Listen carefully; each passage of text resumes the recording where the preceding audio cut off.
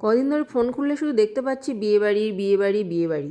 সবাই বিয়েবাড়ি যাচ্ছে, ছবি তুলছে, পোস্ট করছে, ভিডিও বানাচ্ছে। আমি ভাবছিলাম শুধু যে আমার কবে একটা সুযোগ আসবে।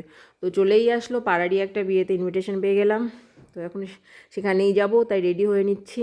আর শাড়ি না পরলে বিয়েবাড়ি সাজাবা সম্পূর্ণ হয় না, কিন্তু কি করব, এত ঠান্ডা লাগছিলো তাই ভাবলাম না আজকে আর শাড়ি পরবো না। তাই শেষে একটা জ্যাকেট কুর্তি পরে নিলাম, এতে ঠান্ডাটা একটু কম লাগবে। আর শাড়ি না পরলে তো সাজগোজও অত করা যায় না, শাড়িতে তো অনেক বেশি ভালো করে সাজা যায়। আশা করছি ভালোই লাগবে, এটাই দেখা যাক। তো নিজে রেডি হওয়ার পরে এখন ছেলেকে রেডি করে দিয়েছি। তার তো আমার থেকে আরও বেশি আনন্দ, সে আরও বিয়েবাড়ি যাবে বলে সকাল থেকেই তার অনেক খুশি যে না আমি আজকে বিয়েবাড়ি যাবো, এই করবো ওই করবো। আসলে বাচ্চাদের খুশিটা তো সবসময় একটু বেশিই হয়। তো চলো চলে এসেছি বিয়েবাড়িতে। এই ওদিকে বিয়ে মনে শুরু হয়ে গেছে, আমাদের লেট হয়ে গেল।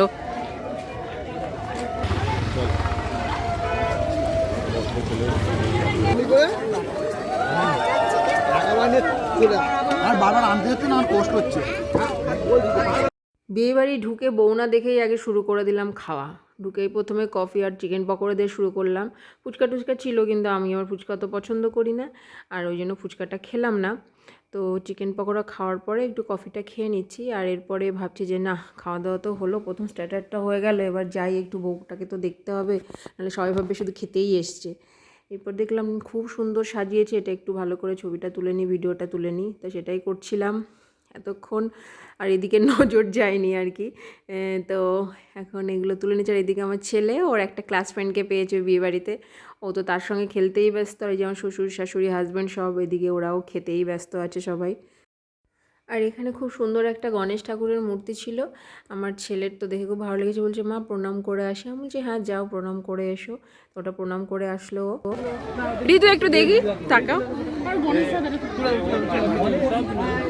ঠিক আছে। এতক্ষণ ধরে সব কিছু তোলা হলাম না, একটু বইয়ের ছবিটা তুলে নিই, বইয়ের ভিডিওগুলো করে নিই। আর এদিকে ওদের বিয়েতে ওরা বসে পড়েছে, বর চলে এসছে আমরা যাওয়ার আগেই বিয়েতে বসে পড়েছে। আর বিয়েটা সবে শুরু হচ্ছে, আমরা যখন এখানে দাঁড়িয়ে আছি দেখছি যে বিয়েটা শুরু হচ্ছে, তাহলে আমি কিছুক্ষণ বিয়েটা দেখি, তারপরে আবার খাওয়ার জায়গায় যেতে হবে, রাত বাড়ছে, ঠান্ডাও বেড়ে যাচ্ছে। খেতে বসে পড়েছি। আর প্রথম শুরু হলো, এটা ছিল কড়াইশুঁটির কচুরি। শীতকালে কড়াইশুঁটির কচুরি তো খুবই টেস্টি লাগে খেতে, বাড়িতে করি, কিন্তু এবার বিয়েবাড়ি এসেও পেয়ে গেলাম। তো কড়াইশুঁটির কচুরি আর চানা ছিল, চানা মশলা, তারপরে ছিল ডিমের ডেভিল, ভাত ডাল।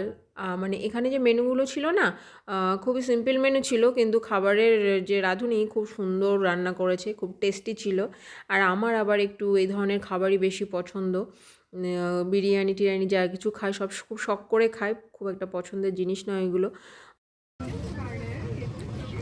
বউ ফিশ খাবে তো? কেন? হুম,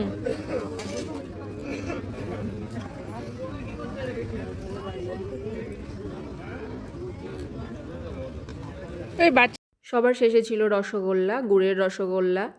আর শীতের এই একটা জিনিস আমার ভীষণ প্রিয়, সেটা হলো এই গুড়ের রসগোল্লা। এটা এই সিজন ছাড়া অন্য টাইমে পাওয়া যায় না। আর সেটা তো টপাটপ করে দুটো রসগোল্লা তো খেয়ে নিলাম। আর ছিল পান্তুয়া, পান্তুয়াটা খুবই নরম ছিল, খুবই সফট, বেশিটা ভালো ছিল।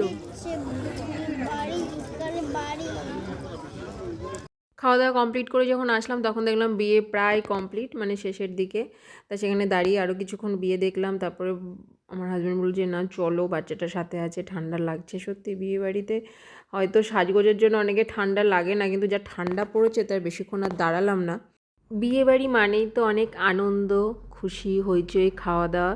তো সব কিছু মিলিয়ে আজকে আমার এই বিয়েবাড়িটা খুবই ভালো কাটালাম। আর আমার এই সিজনের একমাত্র বিয়েবাড়ি ছিল এটা, সেটাই আমি তোমাদের সঙ্গে শেয়ার করলাম। আশা করছি তোমাদের ভালো লাগবে।